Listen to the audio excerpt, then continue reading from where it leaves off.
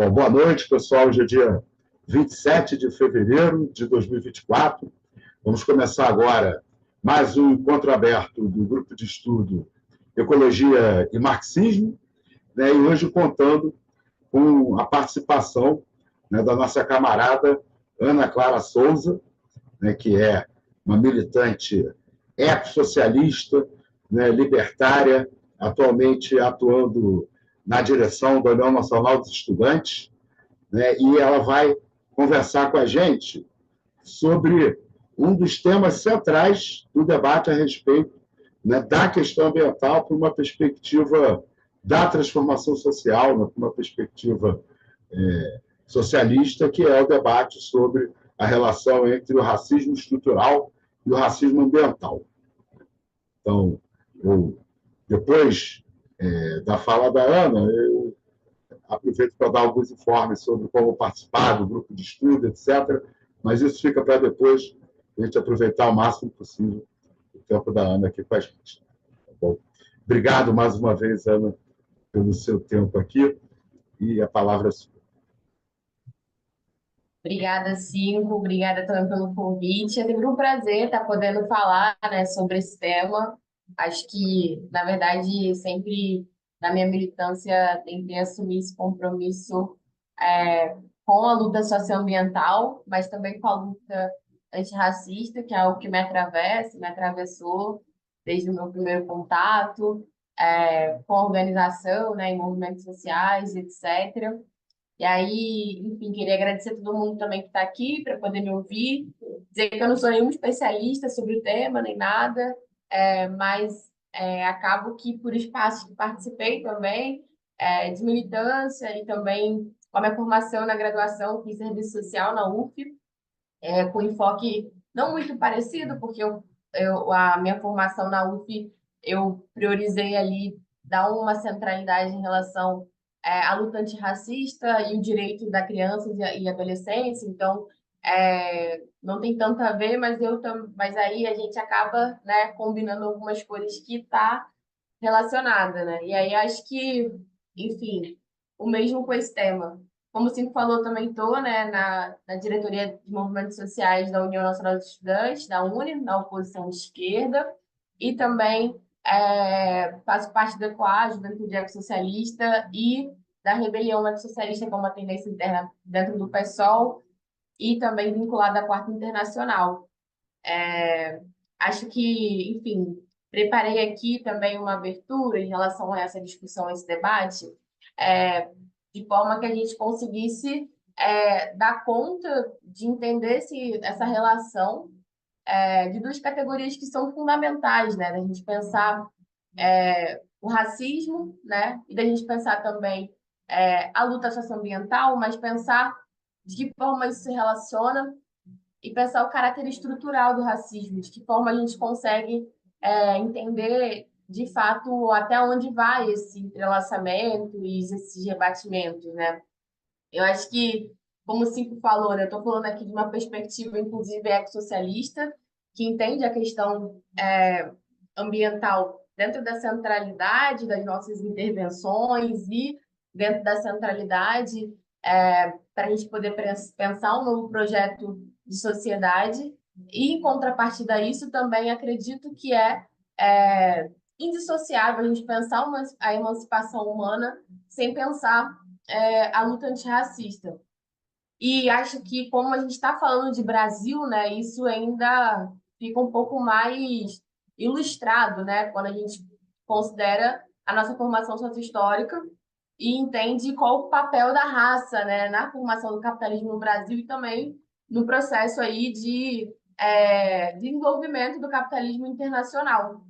Quero trazer um pouco essa discussão e também vou tentar um pouco trazer alguns desdobramentos que eu acho que é central nessa discussão, quando a gente está falando sobre formação sociohistórica brasileira, mas também considerando quando a gente está falando sobre debate de terra, de território, né? Que eu acho que em alguns momentos, quando a gente faz o debate em relação à questão socioambiental, a gente, né, e não de forma incorreta, a gente fala muito sobre o aumento da temperatura, alguns rebatimentos um pouco mais palpáveis e óbvios para a gente, mas acho que é muito importante a gente poder pensar qual foi o modelo que é, fez possível o capitalismo no Brasil, em que parâmetros foi esse, e quando a gente está falando sobre hoje, quando a gente fala, por exemplo, da urgência do debate da reforma agrária, então acho que falar sobre território é muito importante para a gente poder entender também alguns desses rebatimentos em relação ao racismo no Brasil.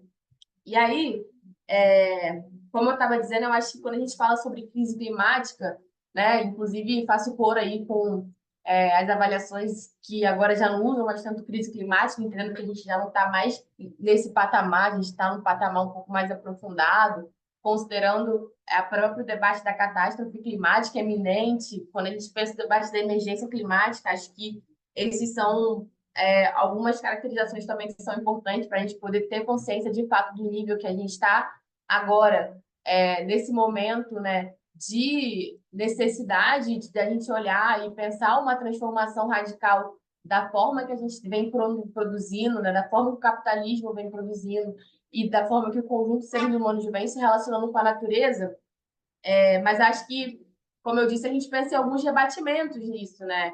E aí a gente pensa a fome, por consequência da seca, por consequência também do impacto na crise social. A gente pensa em enchente, a gente pensa em tsunami, a gente pensa em tempestades, das grandes tempestades, aumento da temperatura, poluição das águas, a gente pensa na poluição do ar, a gente pensa também em possíveis, né, já está acontecendo, refugiados climáticos saindo do seu território pela impossibilidade de existir nele, pelas consequências da catástrofe climática. A gente pensa também nas pandemias, né?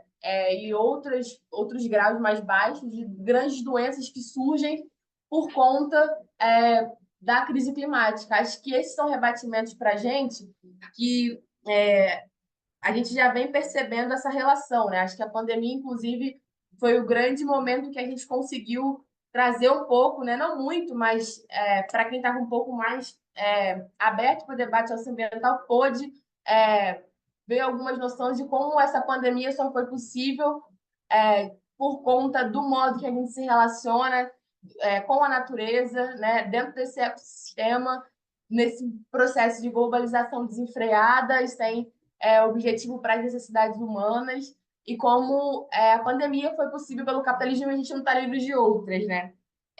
Em contrapartida a esse cenário que a gente está vivendo agora, a gente tem no Brasil, e aí acho que é importante dizer que vou focar em falar em relação ao racismo para pessoas negras e tentar focar na conjuntura do Brasil, nesse rebatimento um pouco mais direto, ainda que, obviamente, né, não posso deixar de mencionar que a gente tem os impactos pensando em populações indígenas também, e é bem tranquilo a gente conseguir fazer essa relação, considerando, inclusive, o papel que o movimento indígena e que pessoas indígenas cumpriram ao longo da história, inclusive no processo de proteção de territórios, né? Grandes disputas com o agronegócio, né? Com as agroindústrias, com os latifundiários. Mas vou focar aqui para poder fazer essa análise em relação a pessoas negras, porque acho que precisaria de outras aberturas e embocaduras, que acho que também fica um pouco mais melhor a gente aprofundar a partir daí.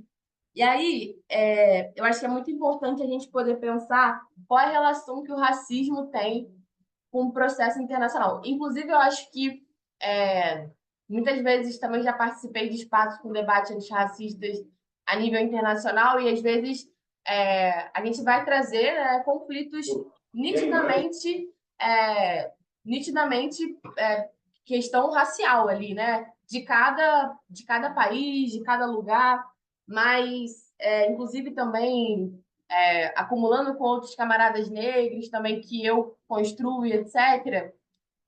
Para mim, né, a perspectiva que eu defendo, no sentido de entender que não é nenhuma hierarquia de quem sofre mais ou menos, mas eu acho que tem algumas atenções que a gente precisa dar para pensar a questão negra e a questão racial, que é considerar o papel da negritude no processo de constituição do capitalismo.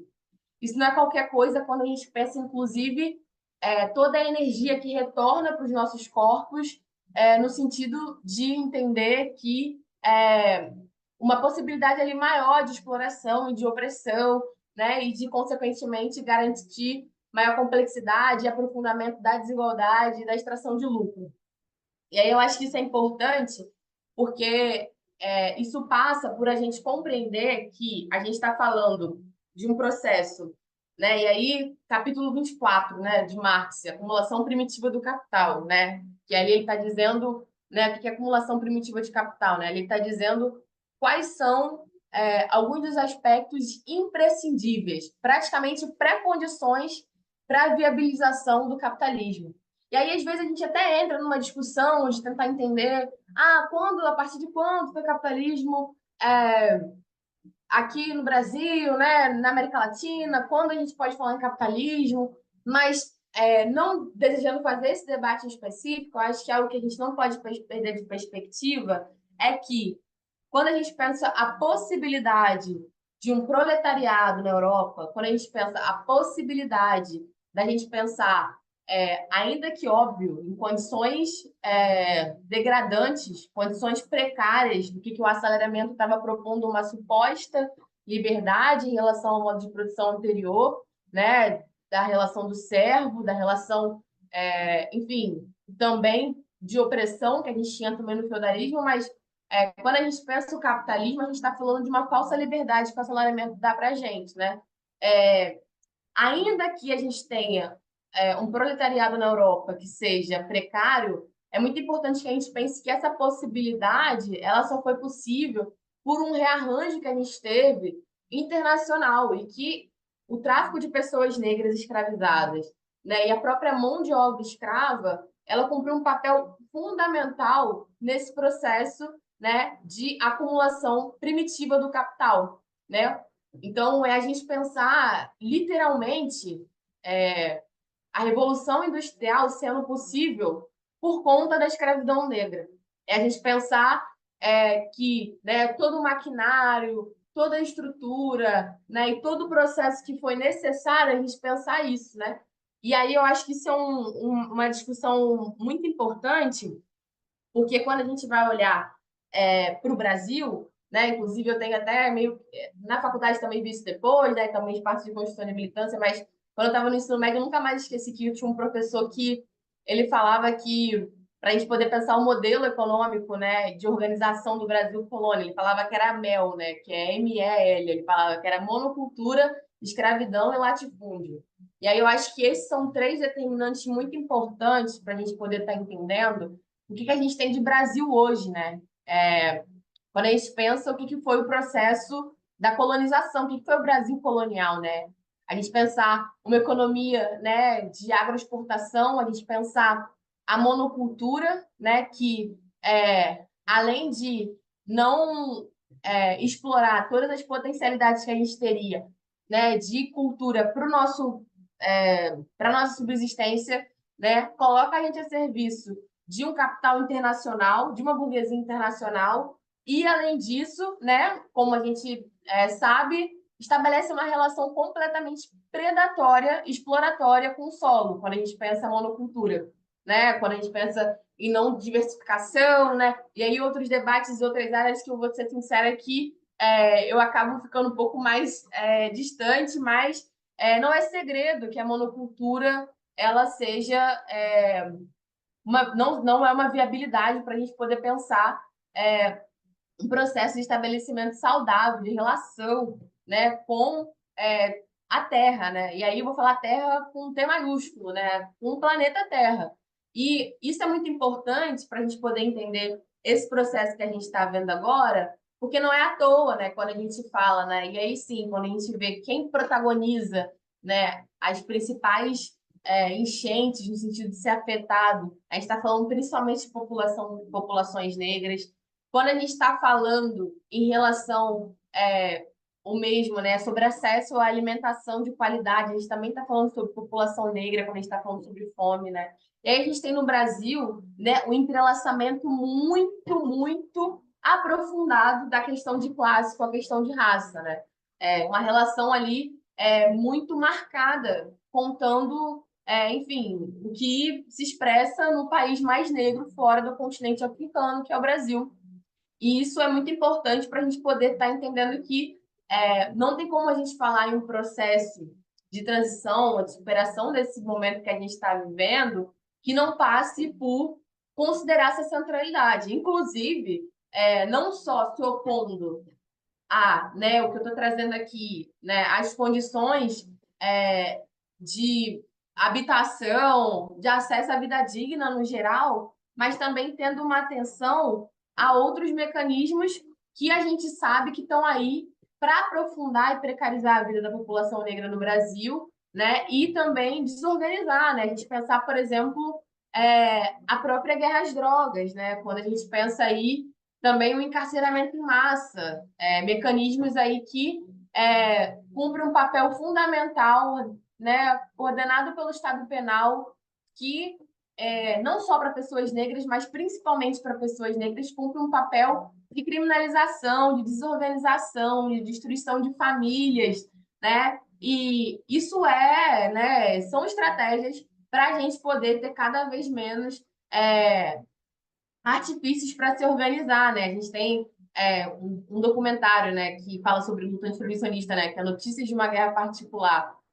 Como a gente pensa... Ah, vou parar aqui. Tá tendo problema na conexão, gente? Agora que eu vi aqui no chat. Vocês estão me ouvindo? Eu estou ouvindo bem. Sim, sim, ouvindo bem. Ah, beleza, perfeito. Tá.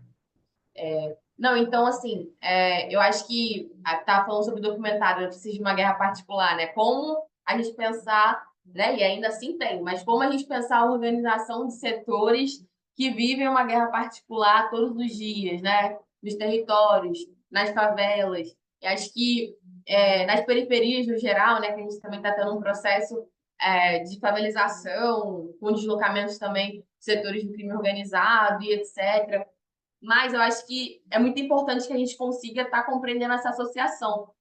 Inclusive, uma discussão que eu acho que é fundamental para a gente poder fazer aqui, né, é entendendo o que isso vai significar também para a gente poder estar pensando a construção de uma outra sociedade, assim, né, que a gente já teve durante muito tempo, né? E aí acho que isso é um debate importante até sobre a questão socioambiental, mas também a questão negra. A gente já teve durante muito tempo um processo em que a questão de raça e a questão socioambiental também agora, né? Não preciso mais me sentir a anunciadora do fim do mundo, né? Tipo, agora, beleza, tudo bem. Beleza, galera, sim, é importante a luta socioambiental. Acho que a gente, infelizmente, está chegando no momento que as coisas estão se comprovando, né? Ainda que a gente tenha pouca ação em unidade, coordenada e eficaz para resolver esse problema. Mas acho que agora não dá mais para tratar como um lunático quem fala em relação, né, que não tem planeta B, que a gente precisa pensar uma saída, né, que não é um papo para depois da Revolução. Mas o mesmo também aconteceu com a luta antirracista. E eu acho que é muito importante que a gente consiga estar trazendo essa relação. E quando eu falo sobre terra, inclusive essa discussão que eu falei em relação ao debate sobre a gente pensar a formação sociohistórica brasileira e a discussão em torno da terra, é muito importante a gente pensar que isso a gente está falando sobre território, a gente está falando sobre especulação imobiliária, a gente está falando sobre instrumento de segregação, né? O que garante tudo isso, né? Então a gente tinha modelos que, ainda que a gente tenha tido, né, a abolição da escravidão e tenha avançado em alguns termos também, né, porque o movimento negro está aí organizado, né, pautando e buscando seus direitos, aí que a gente tenha tido avanços, alguns avanços, é muito importante a gente conseguir entender esse lastro do que foi o processo da colonização, né? E aí, colonização à luz, né, do papel e da responsabilidade que tinha frente à divisão internacional do capitalismo, né? A gente entendeu qual era o papel que a gente, quanto periferia, tem. Eu, inclusive, quando comecei também a me aproximar do debate socioambiental e etc., era muito comum, assim, eu perceber algumas avaliações de pessoas mais reticentes. E aí, eu vou ser sincera que essa queixa nem foi colocada tanto por pessoas negras para mim, mas o que fica tão irônico, mas existia essa coisa de entender que o debate socioambiental ele não é um debate que a gente consegue colocar na periferia, ou que a gente consegue trazer para o conjunto das pessoas.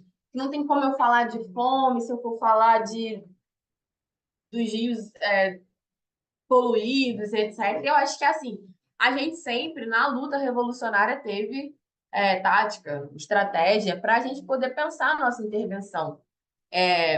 E aí que a gente tem em vista, né, não é orientar a gente chegar num movimento que está ali, inclusive organizado por uma pauta às vezes específica que está dando certo, e vou falar, você quer ouvir a palavra do ecossocialismo? Não acho que é muito bem por aí, mas o que eu queria chamar a atenção é que, e aí um debate que eu acho que é muito importante a gente poder pensar, né, pensando que a maioria de pessoas que vivem hoje nas favelas são pessoas negras, que é o debate que a gente tem em relação à urbanização, né, das favelas.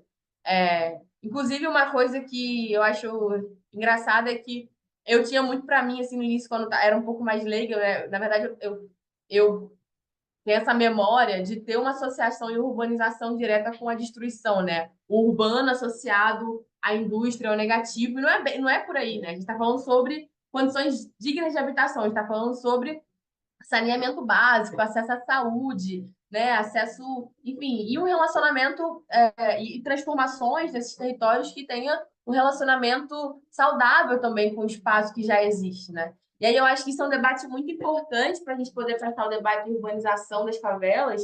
É, e aí estou falando isso, mas não tem como dizer que isso é uma pauta que não está dentro do cotidiano das pessoas, né? Quando a gente está falando sobre coleta de lixo, quando a gente está falando sobre acesso à água, né? Tipo, não tem como a gente não conseguir travar essa discussão no solo tipo, real e concreto, se a gente. É porque não está entendendo direito, mas assim, a gente fala da pandemia, a gente está falando de pessoas que, além da pandemia, né, ter concretamente matado mais pessoas negras, isso também foi um dado, a gente está falando que tem muitas explicações para isso. A gente está falando de um setor que ficou sem acesso à água, algo essencial e mínimo, né?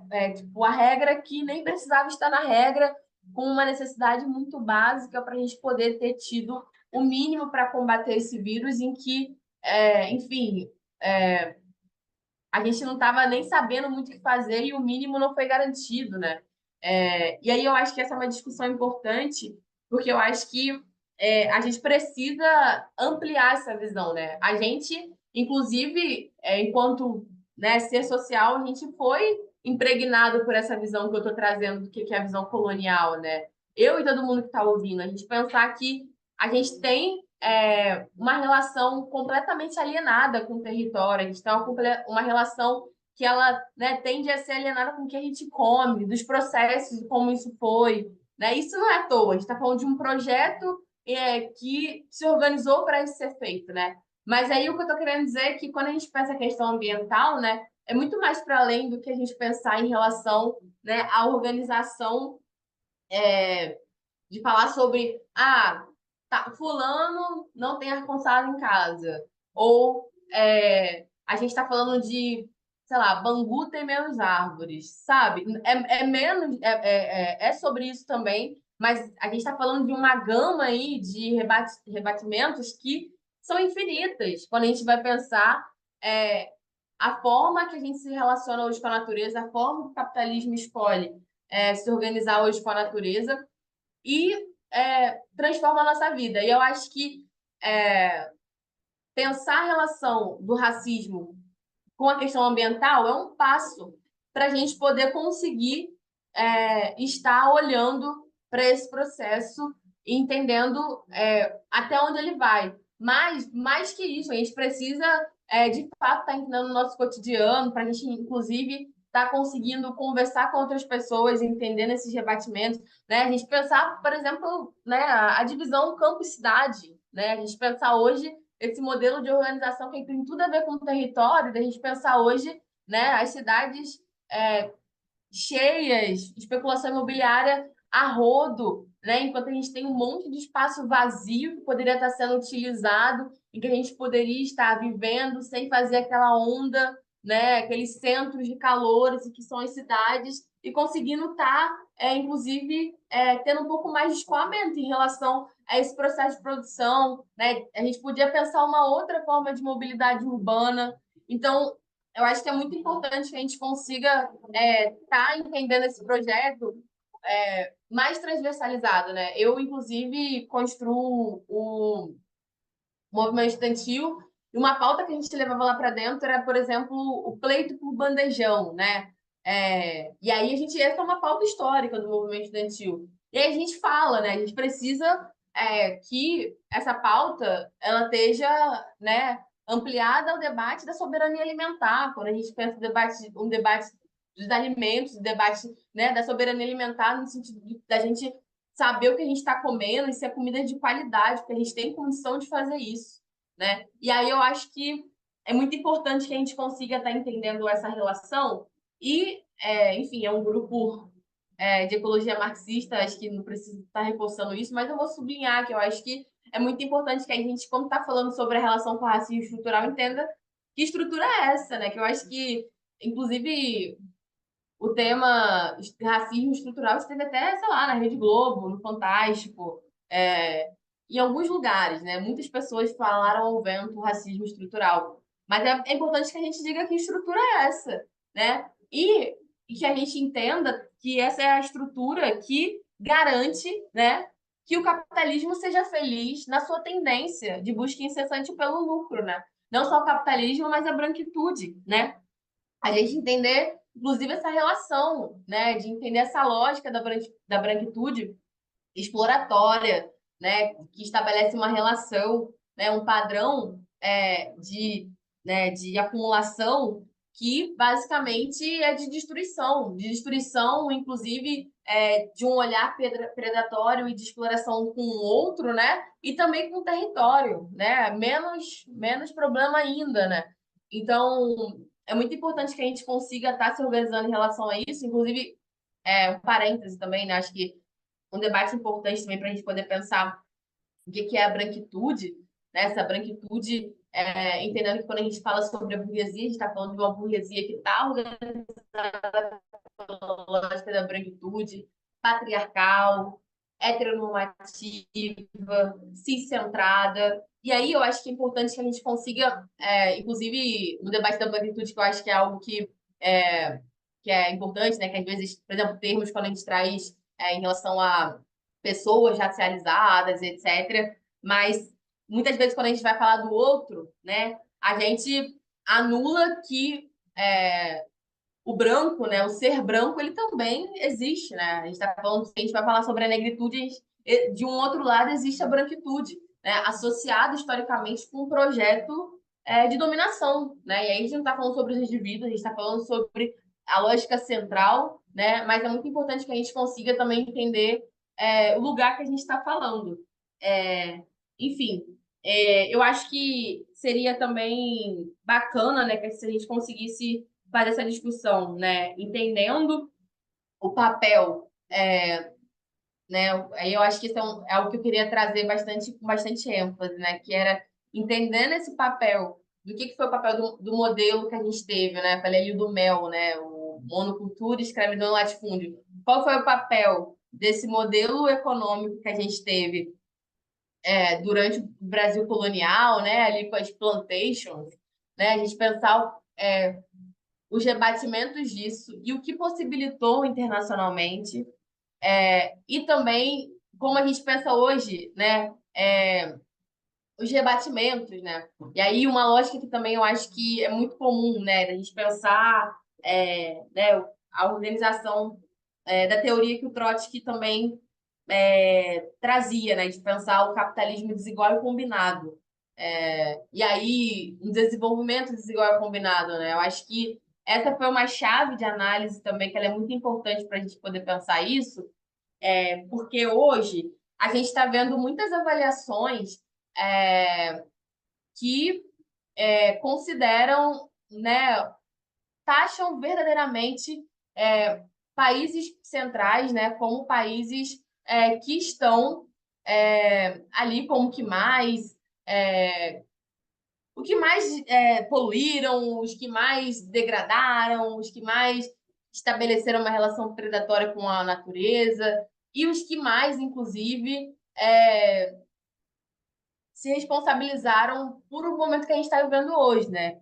Acho que isso é um debate importante, principalmente para a gente na América Latina, quando a gente pensa a discussão em torno do que foi, né? Como eu falei, o processo de gênese do capitalismo, né? Quando a gente pensa até onde os países centrais foram capazes de, de ir para poder viabilizar, né? E aí a escravidão negra é um exemplo disso, no sentido de que a gente teve um processo em que viabilizou a Revolução Industrial, viabilizou o capitalismo, mas como a gente pensa os rebatimentos disso depois também, né? Quando a gente vai e descobre que a gente tem várias empresas que, inclusive, são internacionais e que estão aqui no solo brasileiro, por exemplo, poluindo, né? Como se a gente sempre fosse como se fosse o lixo do mundo, né? No sentido de que, beleza, aqui a gente tem o proletariado, né? Eles estão em exploração, mas aí também lá para as Américas, a gente joga a poeira debaixo do tapete, que é onde acontece a colonização, a barbárie, tudo bem acontecer lá. Acho que essa lógica, ela também se transfere para outras coisas. Quando a gente pensa a superexploração do trabalho que tá colocado para a gente nos nossos territórios, quando a gente pensa a desorganização. E aí eu acho que isso é um debate muito importante para a gente poder considerar de fato esse processo de transformação. Inclusive, acho que também, não sei se vocês já tiveram encontros que também debateram isso, eu imagino que sim, mas pensar o papel do decrescimento dentro dessa discussão, né? Então, você vai ter alguns autores falando sobre a necessidade de a gente pensar uma transformação em que a gente tenha um decrescimento econômico. E aí você vai ter vários níveis de discordância em relação a isso, ou concordância, seja de quem fala que tem que decrescer mesmo, de quem fala, tá, vai decrescer, mas e como a gente pensa os territórios em que vai ser inevitável a gente ter algum nível de crescimento econômico porque tem péssimas condições de habitação. Eu acho que essa é uma dúvida também que ela é importante. E, e tem gente que acha que não tem que decrescer, porque não tem que decrescer. Economistas anti crescimento econômico. E eu já vi, inclusive, outras falas, falar, caraca, a gente podia ter melhorado essa polêmica, em vez de chamar, né, de decrescimento econômico, podia falar bom crescimento, mau crescimento. Enfim, são várias avaliações. Mas estou trazendo essa discussão porque, de fato, né, e aí eu acho que trazendo aqui o que eu tenho de acúmulo é que é inevitável a gente pensar uma outra forma de se relacionar com a natureza, para pensar, né, uma sociedade que consiga frear, de fato, esse processo que a gente está vivendo de emergência climática. Isso é fato, e aí eu acho que é muito importante a gente considerar isso. Por outro lado, eu acho que também é muito importante a gente também estar entendendo que o processo que a gente está vivendo é um processo que, enfim, se organiza para não dá boas condições de vida para as pessoas, né? A gente está vendo cada vez mais pessoas em situação de rua, a gente está vendo aqui no Brasil, principalmente, né? Quando a gente pensa em vários territórios que precisam passar por urbanização, né? Por acesso de condições de vida digna, né? de direito à cidade, enfim, vários processos que a gente está observando aqui no Brasil e também consegue colocar essa chave de análise para toda a América Latina, que nos interessa entender qual vai ser esse pacto internacional que a gente vai fazer, né? Se a gente conseguir se organizar numa sociedade ecossocialista. Mas, por outro lado, eu penso que é muito importante que a gente também entenda o papel do Brasil nisso, né? E aí eu acho que essa é uma discussão importante, porque é óbvio que quando a gente pensa em relação ao capitalismo internacional, é verdade que o Brasil não né? Inclusive é um país periférico, mas não dá para a gente ignorar o que é o Brasil na América Latina. A gente é o Brasilzão, né? Então, também não é como se a gente também não entrasse nessa conta, inclusive, de protagonismo de poluição, de protagonismo de é, é, não proteção socioambiental, né? Do que a gente fez, inclusive, dentro dos nossos próprios territórios, né? E a gente, eu tô falando, enfim, a sucessão de chefes de estados que a gente teve, em que não se preocupou de fato, na verdade, alguns não se preocupou, na verdade, muito pelo contrário, mas a gente não teve ainda um chefe de estado que, de fato, estabelecesse uma relação de encarar o problema da emergência climática como algo central. É, enfim, e aí eu acho que isso é um debate importante para a gente poder estar fazendo algumas mediações, ao mesmo tempo que eu estou trazendo aqui que a gente, enquanto setor periférico, né, que tem os nossos problemas e que precisa de atenção para isso, por outro lado, é importante que a gente também entenda a nossa responsabilidade nisso. Não dá para a gente poder estar se comparando e não abrindo os olhos também, porque a nossa burguesia nacional também protagonizou ou abriu portas para a burguesia internacional poder estar ampliando aqui, né? E aí eu acho que essa é uma discussão muito importante. E aí, eu acho que é isso, gente. Eu, inclusive, tinha também pensado em trazer uma parte que eu acho que o que eu estou trazendo aqui, né? Eu acho que a expressão máxima do que a gente tem, do que é esse resquício desse Brasil colonial.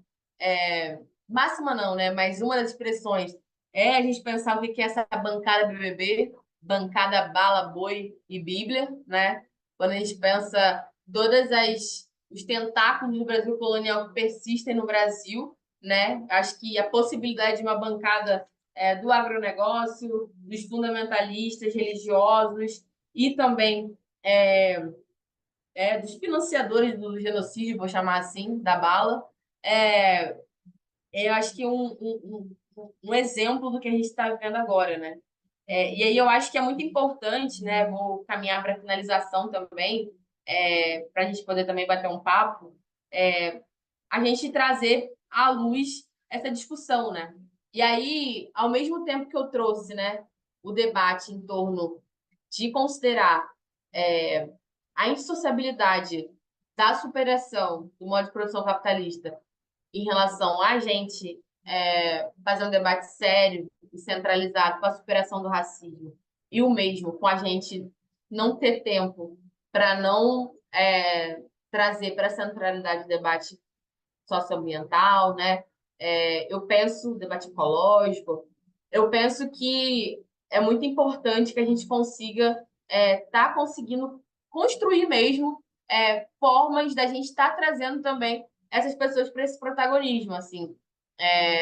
Eu falo de um lugar que, sim, de fato, eu fiz uma defesa aqui, né, sobre considerar a facilidade de a gente conseguir, se esforçar, se a gente tiver convencimento mesmo no sentido de adentrar em relação ao tema. Não nos falta exemplos do dia a dia, do cotidiano, para entender por que a questão socioambiental também é urgente para pessoas negras,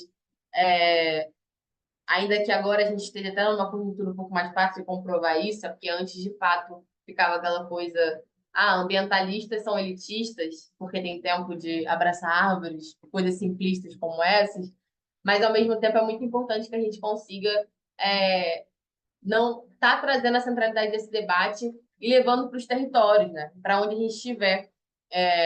Inclusive nesse esmiuçamento. Acho que eu já fui para muitos espaços de debate sobre a questão ambiental e essa foi um retorno que nunca não apareceu, vou falar assim, sempre apareceu, de pessoas falando, mas beleza, como a gente consegue então levar isso para pessoas negras? Isso sempre apareceu, ou como a gente consegue levar isso para as favelas. Acho que são diversas os tentáculos e os rebatimentos e as expressões para a gente poder entender por que isso se relaciona, né?